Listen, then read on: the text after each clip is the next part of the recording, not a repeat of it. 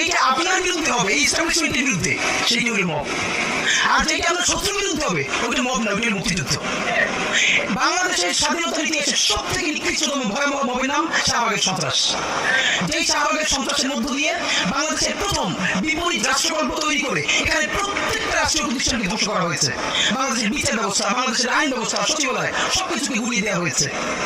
সেই শাহবাগ সন্ত্রাস না, সেই শাহবাগ মব না, সেই শাহবাগে প্রত্যেকটা জাতীয় দৈনিক প্রথম পাতায় লিড নিউজ করেছে তারা কখন মোম জ্বালাচ্ছে।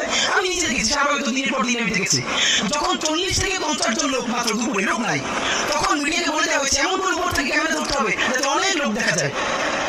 সেভাবে করে লোক আনা হয়েছে, প্রত্যেকটা গার্মেন্টসকে বাধ্য করে লোক আনা হয়েছে। আমার বিশ্ববিদ্যালয়ে তখন আমি ঢাকা বিশ্ববিদ্যালয়ে পড়ি, আমার ছাত্রলীগের যারা আমার সহপাঠী ছিল ওদের রুমে dry cake, 7 up, Coke, Sprite, biryani দিয়ে ভরা থাকতো। শাহবাগ হলো পৃথিবীর এমন একটা আন্দোলন যেখানে কাচ্চি থেকে শুরু করে সমস্ত খাবার দাবার দিয়ে আন্দোলন